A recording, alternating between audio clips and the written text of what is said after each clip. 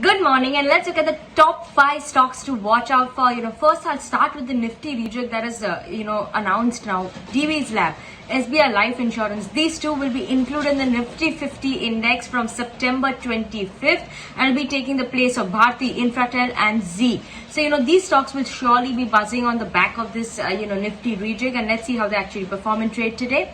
Moving on to GMM Pfaudler. Now, this is a very interesting thing we're seeing over here, where GMM Pfaudler is looking to acquire 54% stake in its global business partner, that is Pfaudler Group. And this is a reverse way if you're going to see that GMM, being a subsidiary, is considering buying the global business, and that is for around 27.4 million is what the consideration is said to be. Now, the company will acquire 34.4% of the stake by itself and 19.6% of the stake through its wholly owned subsidiary Mavag AG. So that will be interesting to see how this acquisition actually pans out, and they are saying that the acquisition will be completed within the next 4 to 5 months. So we will keep an eye out for this interesting deal.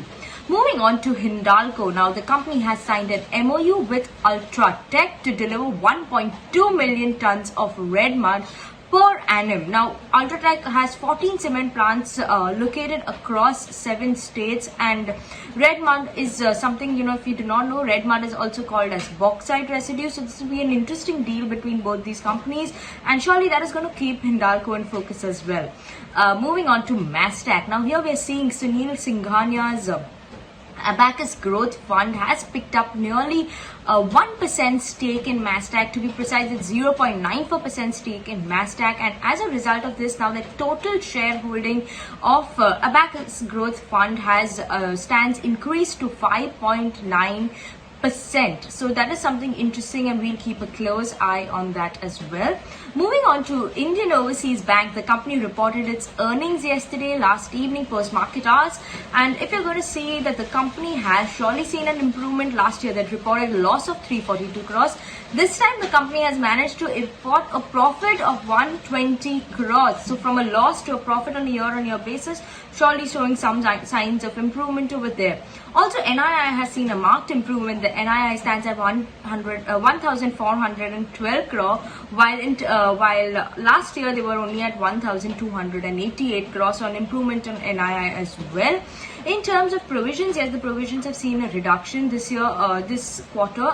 The provisions stand at 969 crores versus 1,060 crores on a quarter-on-quarter basis, while if we compare on a year-on-year basis, also last year the provisions were at 1,157 crores.